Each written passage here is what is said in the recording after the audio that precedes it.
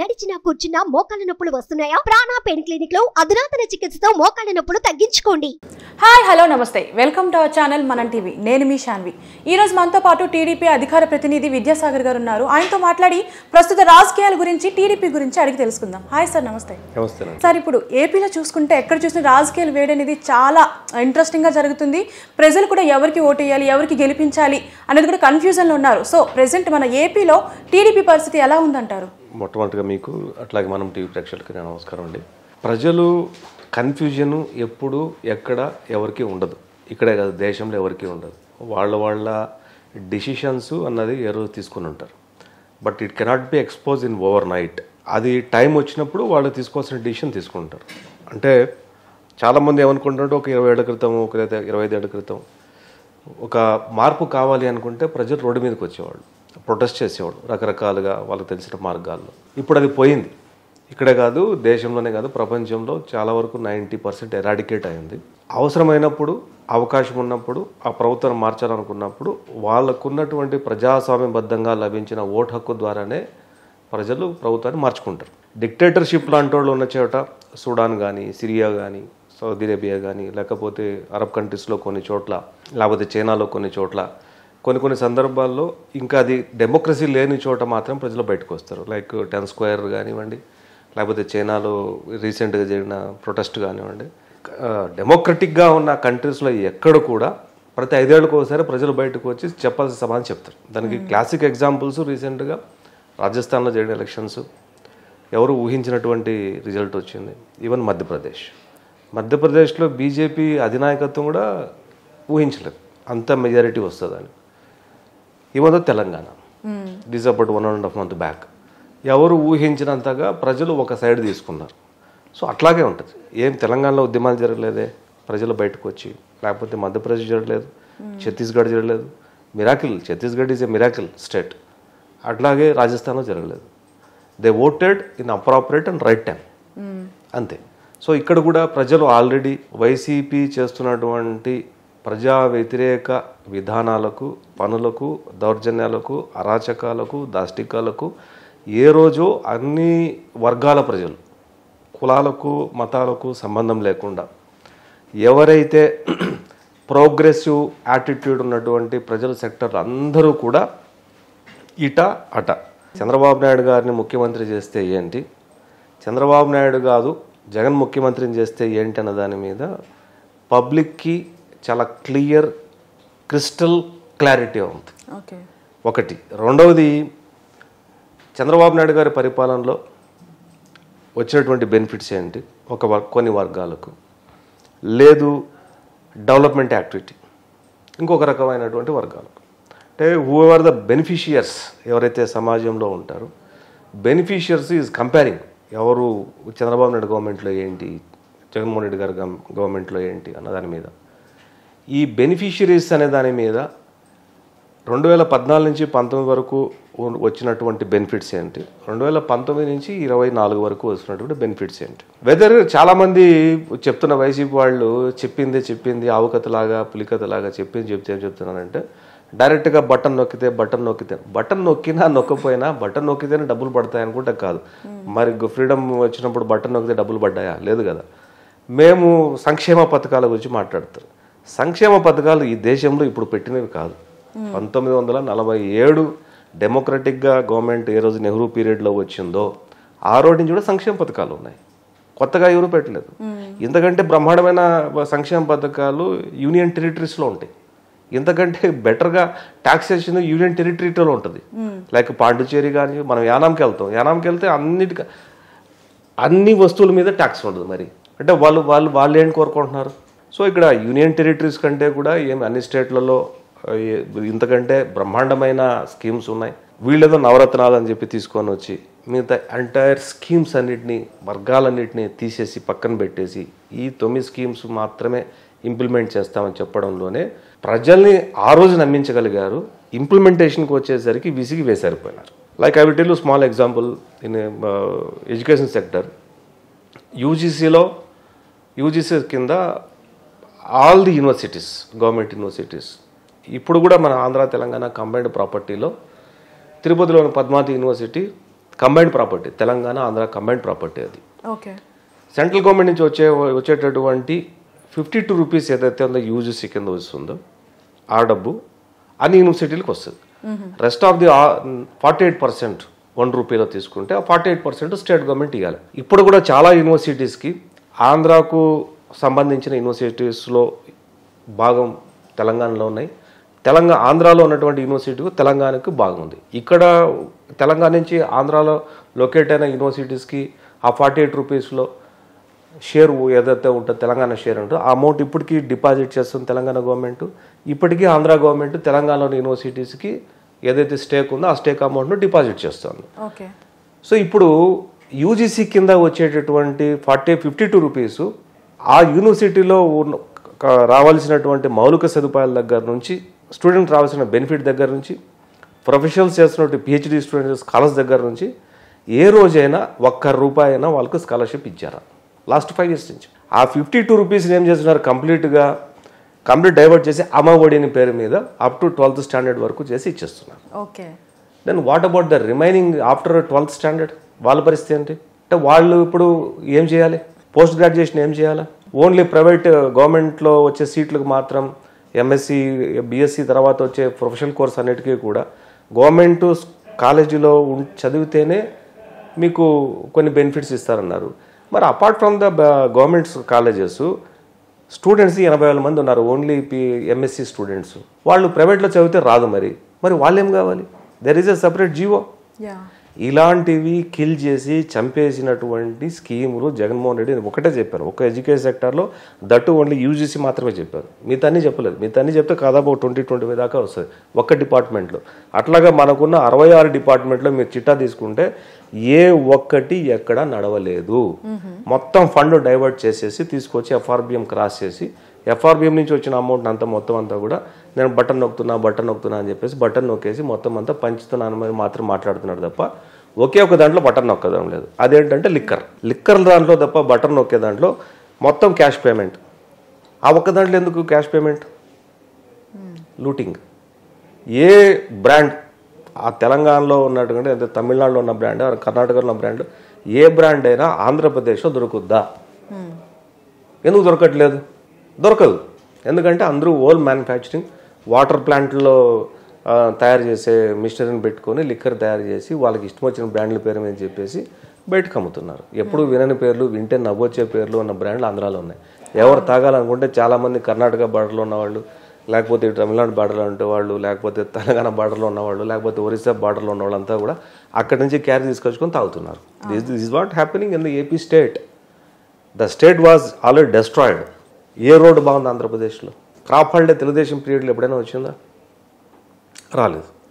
Power holiday, industrial power holiday వచ్చిందా? Agriculture power holiday వచ్చిందా? లేదు. పోనీ వాటర్ మేనేజ్మెంట్ నాగార్జున సాగర్ నుంచి శ్రీశైలం డ్యామ్ నుంచి లేదు. ఏ డ్యామ్ కంప్లీట్ అయింది?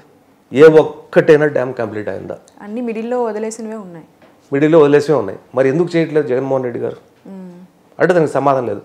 మీరు ఏమైనా అడగండి వాళ్ళని. తిప్పి సచివాలయాలు, వాలంటీర్లు, బటన్ నొక్కుడు.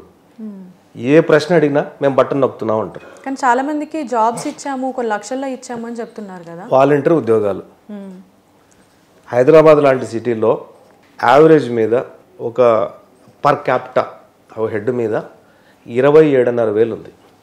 అంటే డౌన్ టు ఎర్త్ సగటు ఆదాయం 27,500 ఉంది ఒక మనిషి ఆదాయం హైదరాబాద్లో. వాలంటీర్కి ఇచ్చే జీతం 5,000. అది ఎట్లా ఉద్యోగం అవుతుందండి?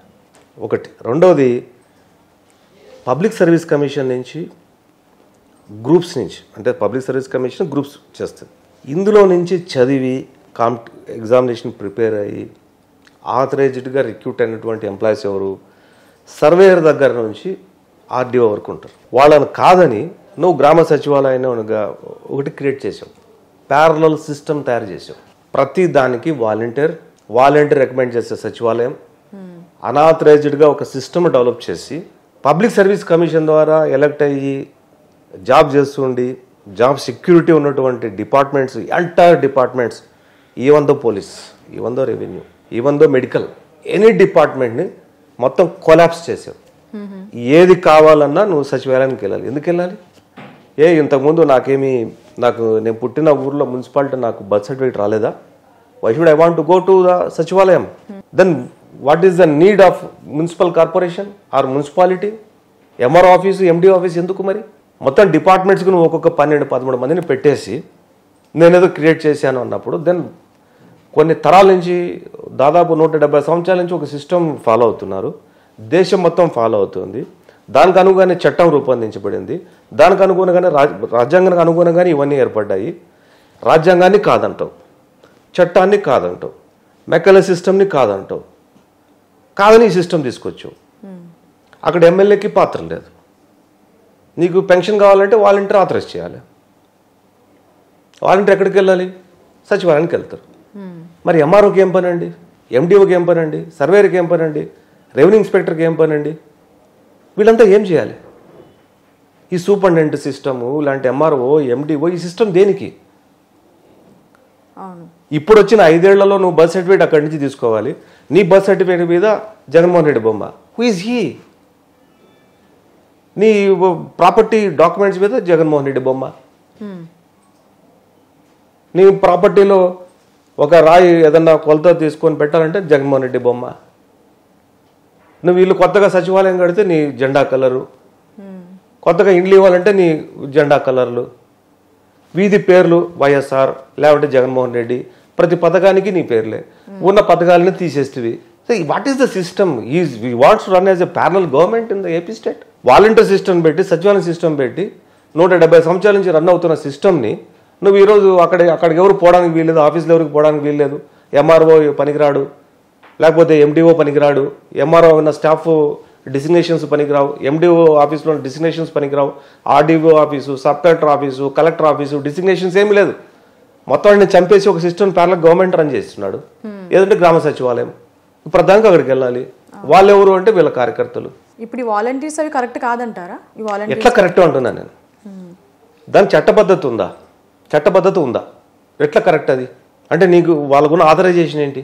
ఒక పెన్షన్దారుడికి ఒక పెన్షన్ ఇవ్వాలి అంటే వాలంటీర్కి ఉన్నటువంటి దాన్ని ఆథరైజ్ చేసే అర్హత వాలంటీర్కి ఉన్నకి ఏంటి?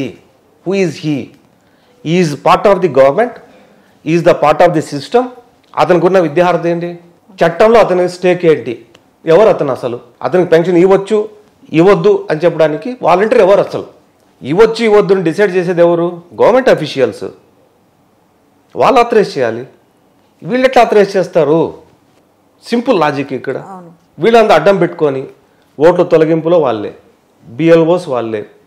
అసలు టీచర్ ఇప్పుడు కాదు, ఈ దేశంలో సిస్టమ్ ఏంటంటే, ఈ దేశంలో చాలా దేశాల్లో టీచర్స్ని, గవర్నమెంట్ ఎంప్లాయీస్ని ఎలక్షన్కి సిస్టమ్కి వాడతారు. ఈవెన్ దో అమెరికాలో కానీ, లండన్లో కానీ, యూరోపియన్ కంట్రీస్ కానీ, ఈవెన్ దో అరబ్ కంట్రీస్లో కానీ గవర్నమెంట్ సిస్టంలో ఉండేవి మెయిన్ ఆబ్జెక్టివ్ ఏంటంటే వాళ్ళకు టీచర్ ప్యాటర్న్లో ఉన్న వాళ్ళని తీసుకొచ్చి అందులో వాళ్ళ దగ్గర నుంచి ఆ పని చేయిస్తారు.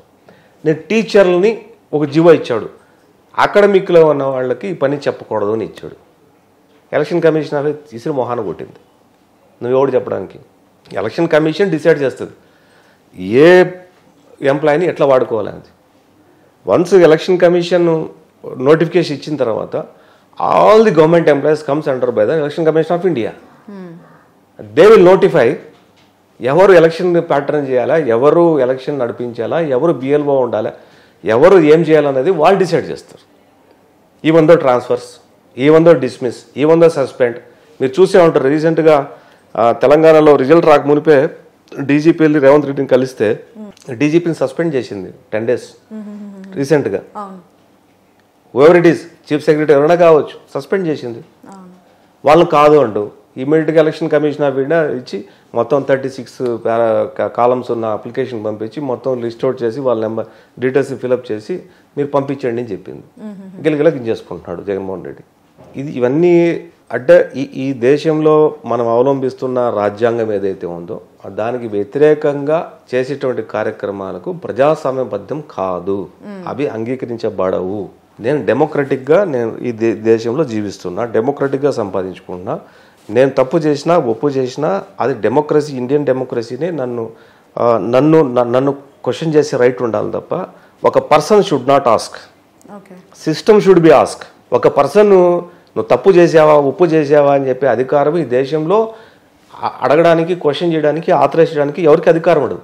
తప్పు చేసావా ఒప్పు చేసావా నీ తప్ప ఒప్ప అని డిసైడ్ చేసేది ఆథరైజ్డ్ పర్సన్స్ కాదు, సిస్టమ్. ఒక నేరం చేస్తారు, ఒక మర్డర్ జరిగింది లేకపోతే దొంగతనం జరిగింది, వాడు తప్పు చేసాడు ఒప్పు చేసాడు అనేది ఒక పర్సన్ చెప్తే కాదు, పక్కింటోడో ఎదిరింటోడో పైనింటోడో మన చుట్టూ ఉన్న వాళ్ళు చెప్తే కాదు. కోర్ట్ హ్యాస్ టు డిసైడ్ వాడు దొంగతనం చేసాడా మర్డర్ చేసాడా లేదా అనేది, guilty are not guilty court decide చేస్తుంది.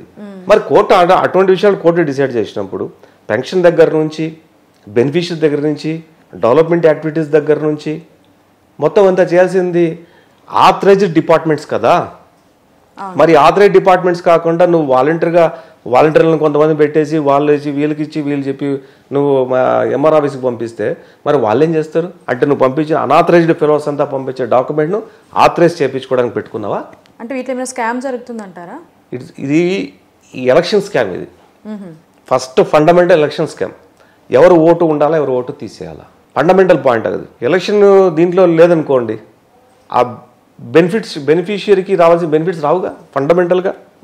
అంటే రాజ్యాంగబద్ధంగా సంక్రమించేటువంటి వచ్చేటటువంటి బెనిఫిట్స్ ఆ కుటుంబానికి ఆ వ్యక్తికి రావుగా. మరి who is the loser here? The family or person.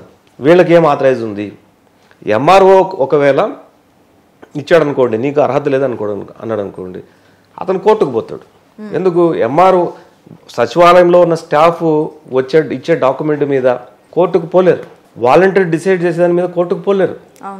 కానీ ఎంఆర్ఓ ఇచ్చే లేకపోతే దాని కింద ఉన్న ఆఫీసర్ ఇచ్చే వాడు డాక్యుమెంట్ పట్టుకొని పోగలుగుతాడు. ఒక సర్వేయర్ ఇచ్చే సర్వే రిపోర్టు సుప్రీంకోర్టులో కూడా వ్యాలిడిటీ ఉంటుంది. ఒక సర్వేయర్ ఇచ్చే report. Then where is the question of validity of the Sachivalayam staff? Validity లేనిది ఇది, అనాథరైజ్డ్.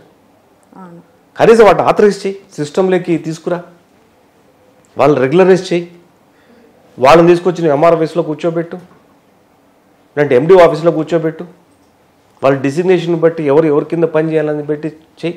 ఇంకా ఐఏఎస్లు ఎందుకండి, ఆర్డీఓలు ఎందుకు, ఎంఆర్ఓలు ఎందుకు, సబ్ కలెక్టర్లు ఎందుకు, దానికి ఎగ్జామ్ పెట్టడం ఎందుకు, దానికోసం ట్రైనింగ్లు ఎందుకు చేయాలి? అన్నీ వీళ్ళు చేస్తున్నారు. సార్ ఇప్పుడు మీరు చెప్పిన దాన్ని బట్టి ప్రజలకైతే ఒక క్లారిటీ ఉంది. ఇప్పుడే కాదండి, ఎప్పుడే ఉంటుంది, ఇక్కడ కాదు ఎక్కడైనా ఉంటుంది. మరి ఇప్పుడు చూసుకుంటే ప్రజల విషయం కాకుండా ఇప్పుడు రాజకీయ నాయకుల గురించి తీసుకుంటే వైసీపీ నుంచి చాలా మంది నాయకులు బయటకు వచ్చేసి టీడీపీలో కలుస్తున్నారని విన్నాము. అలాగే టీడీపీ నుంచి కూడా కొంతమంది నాయకులు బయటకు అని విన్నాం కూడా న్యూస్. సో అసలు నిలకడలేని రాజకీయాలు అసలు ఏంటి, ఇట్లా షిఫ్ట్ అవ్వడం దేనికి దారితీస్తుంది? మనిషి అంటే నిలకడలేని వాడు. అచ్చతల్లో చెప్పాలంటే చంచల స్వభావం అంటారు దాన్ని. ఆ స్వభావం ఉన్నవాళ్ళు వాళ్ళకి ఫ్లెక్సిబిలిటీ ఎక్కడ ఉంటే అక్కడికి వెళ్తారు, తప్పేముంది. They want to become as a MLA, they want to continue as a MLA. ఇక్కడ కాకపోతే ఇంకో ప్లాట్ఫామ్ అనుకుని పోయేవాళ్ళు ఉంటారు. సిద్ధాంతాల పరంగా లేకపోతే ఒక నాయకుడు ఒక పార్టీ అనుకుని నిలబడేవాళ్ళు నిలబడతారు. కానీ వైసీపీ నుంచి అంటే వైసీపీ రాంగ్గా ఉంది అని మనం స్టేట్మెంట్ ఇస్తున్నాం, కానీ మరి టీడీపీ నుంచి ఎందుకు వచ్చేస్తున్నారు? మీకు చెప్పాను ఇందాక, అంటే చంచల స్వభావం అండి, పర్సనల్ ఇంట్రెస్ట్లు అన్నీ కూడా. Okay, in TDP what is the percentage in YCP? మీరు వైసీపీ తీసుకుంటే 100% ఉంటే మా దాంట్లో 10% ఉంటుంది. అసంతృప్తి అనేది ఎక్కడైనా ఉంటుంది, అసంతృప్తి ఖచ్చితంగా ఉంటుంది. అధికారంలో భాగం కావాలన్న కోరిక చాలామందికి ఉంటుంది. అది ఎప్పుడు తీరుతుంది ఎట్లా తీరుతుంది అనుకున్న టైంలో ఒకవేళ ఇంకొక ఆపోజిట్ పోల్లో నాకు అవకాశం ఉంది అనుకుంటే వెళ్తారు. It is their personals. ఇక్కడ పార్టీలో అవకాశం ఉందో లేదో ఇక్కడ చూసుకుంటారు. లేనప్పుడు ఇప్పుడు ఇవ్వలేము ఇంకోసారి ఇస్తామని చెప్తారు. అంతవరకు ఓపికగా ఉన్నవాళ్ళు ఉంటారు, ఓడైన వాళ్ళు ఇంకో ప్లాట్ఫామ్ వెతుక్కుంటారు. These are very common. కానీ సిద్ధాంతపరంగా సైద్ధాంతికంగా ఎవరైతే ఒక ఐడియాలజీ మీద ఉంటారో they will not go to anywhere. Sir last time ఎన్నికల్లో చూసుకుంటే 23 సీట్లతో గెలిచింది. ఇవేమైనా తారుమారు అయ్యే ఛాన్స్ ఉంది అనుకుంటున్నారు? లైక్ దీనికి 151, దీనికి 23 అట్లా ఎక్స్చేంజ్ అయ్యే ఛాన్సెస్ ఏమైనా ఉన్నాయంటారా? ఈ పార్టీకే మీకు ఐడియా వచ్చి ఉండాలి ఆంధ్రప్రదేశ్ రాజకీయాల మీద ఏంటి అన్న దాని మీద ఐడియా ఉంటుంది. ఖచ్చితంగా not more then 28 to YCP, not more then 28. Today I'm telling before 3 months of election.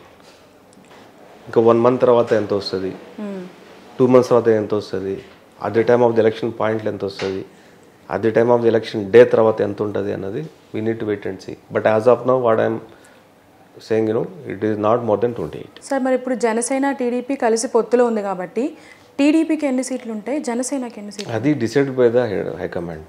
I cannot say in my level. మరి రాజకీయాల పరంగా ఒకవేళ ఈ 2 పొత్తు ఉన్నప్పుడు గెలిస్తే ఎవరు నాయకత్వంలో ఉండగలుగుతారు? ఆబ్వియస్గా బిగ్గర్ పార్టీనే ఉంటుంది కదండి. మరి జనసేన పార్టీని ఏం చేస్తారు? జనసేన పార్టీ కోalition గవర్నమెంట్లో ఉంటుంది. అది నేను చెప్పేది కాదు కదా, స్వయంగా పవన్ కళ్యాణ్ గారు చెప్పారుగా. నేను ఆథరైజ్ చెప్పేది కదా, పబ్లిక్ విశాఖపట్నం మీటింగ్లో ఆయన చెప్పారుగా. మరి ఇప్పుడు రాజకీయాల్లో చూసుకుంటే షర్మిల గారు కాంగ్రెస్ పార్టీలోకి వస్తున్నారు. మరి ఈ పొత్తులో ఉన్న టీడీపీ అండ్ జనసేన వాళ్ళు కాంగ్రెస్లో చేరుతారా ఆర్ఎల్స్ బీజేపీలో చేరుతారా? కాంగ్రెస్ పార్టీ లేయడం అనేది ఇంకా 10 ఏళ్ళు పట్టుద్ది.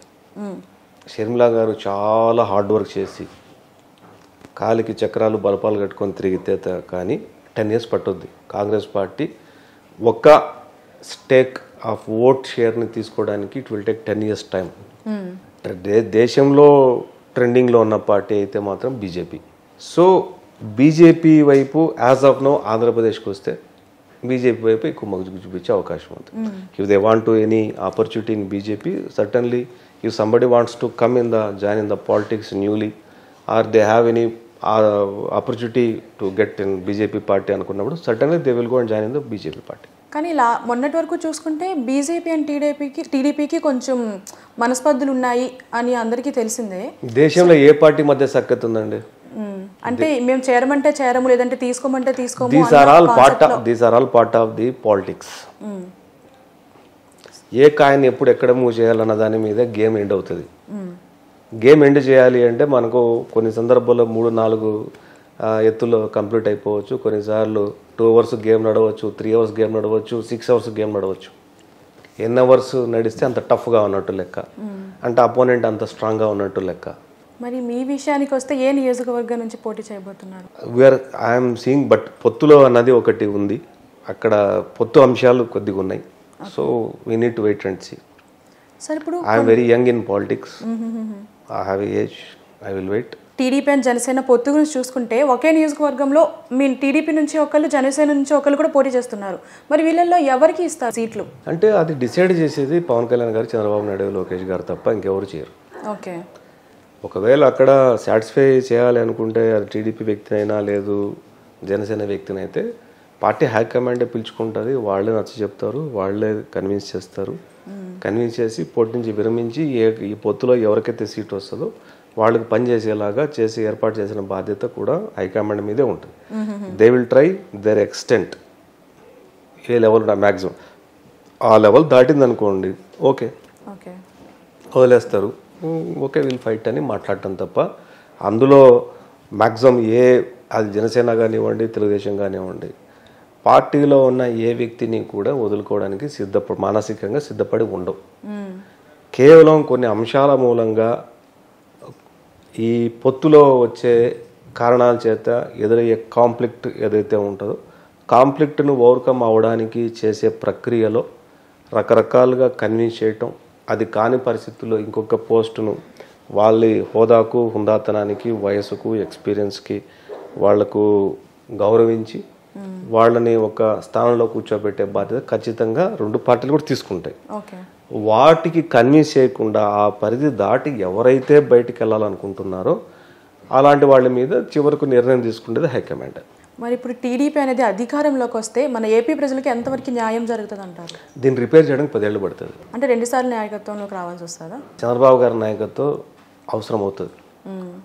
జనసేనతో పార్టీ, జనసేనతో పొత్తుతో ఉండే గవర్నమెంట్ ఏదైనా ఈ రాష్ట్రాన్ని రిపేర్ చేయడానికి 10 సంవత్సరాలు పడుతుంది. అంత డిస్ట్రాయ్ అయింది స్టేట్. మరి ప్రజలకైతే కన్ఫ్యూజన్ లేదు అని మాట్లాడుకున్నాము, వైసీపీ నాయకత్వం ఎలా ఉందో కూడా మాట్లాడుకున్నాం. మరి ప్రజలు ఎలా ట్రస్ట్ చేయాలి టీడీపీని? మీరు ఏ పార్టీనైనా సరే నమ్మాలి అన్న, ఇప్పుడు మనం టీడీపీ కోసం మాట్లాడుతున్నాం కాబట్టి ఈ టీడీపీ జనసేన కానీ ప్రజలు ఏ విధంగా నమ్మాలి?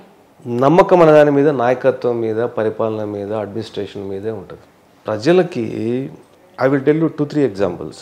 తమిళనాడు పాలిటిక్స్ నెయిల్ పాలిటిక్స్ ఉంది, చాలా ఎమోషనల్ పాలిటిక్స్ ఉంటుంది. ఎమోషన్ అది పీక్ లెవెల్ ఎమోషన్స్ ఉంటాయి. లైక్ కరుణాదేవి చనిపోతే కొన్ని లక్షల మంది రోడ్ల మీదకి వస్తారు, జయలలిత చచ్చిపోతే కొన్ని లక్షల మంది రోడ్ల మీదకి వస్తారు. మొన్న రీసెంట్గా విజయకాంత్ చనిపోయారు, విజయకాంత్ చనిపోతే లక్షల మంది వచ్చారు. That I was there in funeral, Vijayakanth ఫినరల్లో. అసలు కొన్ని వందల మంది పోలీసులు, వేల మంది పోలీసులు రోడ్డు మీద నిలబడి కంట్రోల్ చేసే పరిస్థితికి వస్తుంది. ఆంధ్రప్రదేశ్లో ఆ పరిస్థితి ఉండదు. టీవీల ముందు కూర్చుని ఒకరో ఇద్దరు ఏడుస్తారు, లేకపోతే బాధపడతారు, మర్చిపోతారు. అయినా తమిళనాడులో జయలలిత అయినా, కరుణానిధి అయినా, ఇంకొకళ్ళైనా, ఎవరైనా సరే మళ్ళీ ఎలక్షన్కి వచ్చేసరికి they will see 2 type of ఏమంటారంటే ఎక్స్పెక్టేషన్స్ ఉంటాయి ప్రజలకి. ఎక్స్పెక్టేషన్స్ ఉంటాయి. ఒకటి బెనిఫిట్, రెండోది డెవలప్మెంట్. రెండు చూస్తారు. డెవలప్మెంట్ ఉండాలి, బెనిఫిట్ ఉండాలి. ఈ రెండుట్లో ఒకటి మిస్ అయినా అదే అభిమానించేవాడు రోడ్డు మీదకి వస్తారు. మిస్ అయింది. ఐఎమ్ ఛాలెంజింగ్ అండి. నాకు తమిళనాడు మీద చాలా పట్టు ఉంది.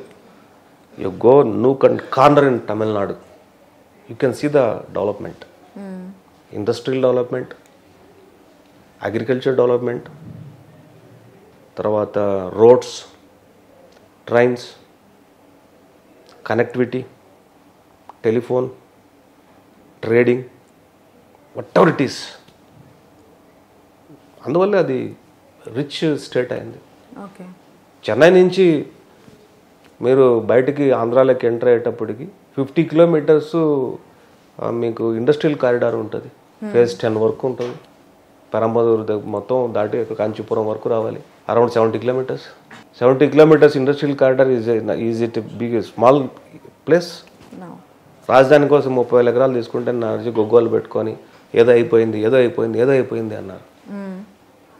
మరి 70 కిలోమీటర్ల రోడ్ కనెక్టివిటీ ఉండే, హైవేకి ఆనుకొని ఉండేటువంటి మొత్తం అంతా ఇండస్ట్రియల్ జోను మరి తమిళనాడులో ఈ స్టేషన్స్ రాలేదే. దే నో ఇండస్ట్రియలైజ్ అయితే ఎంప్లాయ్మెంట్ వస్తుంది. ఎంప్లాయ్మెంట్ వస్తే ఎకనామికల్గా బాగుంటాం. ఎకనామిక్ బాగుంటే ఫ్యామిలీ బాగుంటుంది. ఫ్యామిలీ బాగుంటే ఎంపవర్మెంట్ పెరుగుతుంది. 30,000 ఎకరాలు తీసుకోగానే ఇక్కడ గగ్గోలు పెట్టేసి నానా యాగి చేసేస్తే దానికి మీడియా కూడా పెద్ద ఎక్స్పోజర్ ఇచ్చింది. మరి నేను చెప్పేది ఆ ఒక్కటే. I'm telling only the between the stretch Kanchipuram and Chennai. అక్కడే ఉన్నాయి. ఉండే కానీ సెయింట్ గోబెన్, డెల్, నోకియా మొత్తం అన్నీ అక్కడే ఉన్నాయి. పెద్ద పెద్దవి ఐఫోన్ మ్యానుఫ్యాక్చరింగ్ యూనిట్తో సహా ఉన్నాయి. అదే మీరు ఒరిస్సా వచ్చారనుకోండి, ఏముంది అక్కడ? కానీ అక్కడ ఒకే ముఖ్యమంత్రి గత 15 ఏళ్ళుగా ఉన్నాడు. ఎందుకున్నాడు? మరి తమిళనాడు ట్రస్ట్ చేశారుగా. వైలేట్ చేసి రోడ్డు మీదకి వస్తారు. మరి ఒరిస్సాలో ఎందుకు రారండి?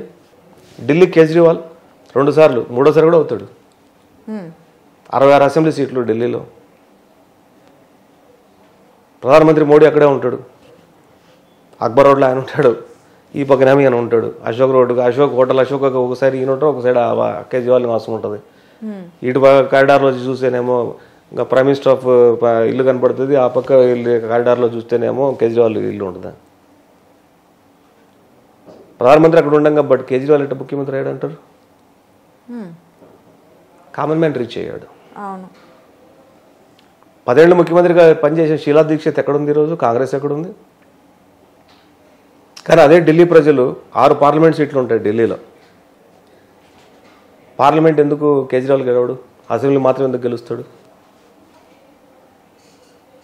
అంటే పీపుల్ నో ఏ టైంలో ఎవరికి ఓటేయాలనే విషయం వాళ్ళకి తెలుసు బాగా. ఇంకొక క్లాసిక్ ఎగ్జాంపుల్ చెప్తాను మీకు. 2014లో